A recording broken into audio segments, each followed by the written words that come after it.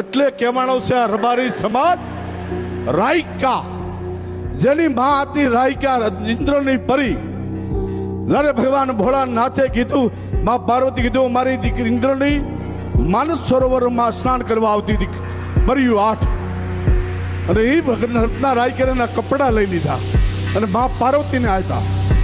પછી માં પાર્વતી પાસે ઇન્દ્રને અપસરાઈ ગયું, તમારો દીકરો મારા કપડા લઈ ગયો છે, અમે સરોવરમાં સ્નાન કરવા ગયા, પછી તમને કપડા પાછા આપું. ત્યારે માં પાર્વતી કીધું, આમાંથી 8 પરીમાંથી એક પરી વરો મારા દીકરાને.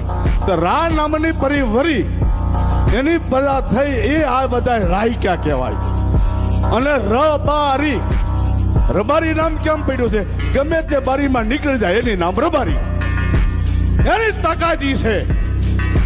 અને દેવાસી, રાજસ્થાનમાં દેવાસી કે, દેવાસી એટલે કહેવાનો દેવ અને હાથીન. દેવનો આજે ભૂવો કે કોઈનો ગુરુ કે, એટલે એ લીટો વટે નહીં, એની નામ દેવાસી. દેવનો આશિક છે, દેવને માનવા વાળો છે, દેવની ઉપાસના કરનાર વાળો છે.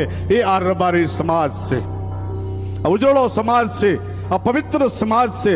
અને આને જેને ખંભો આપ્યો હોય છે, જેનું બાવડું ભેકડ્યું હોય છે ને, એનું ગમે તેવું થઈ જાય, પછી આનું બાવડું ન મૂકે, એને ખંભાનું કોઈ આપ્યા પછી એ પાછો હટે નહીં. એ આ સમાજ છે મારા બાપ.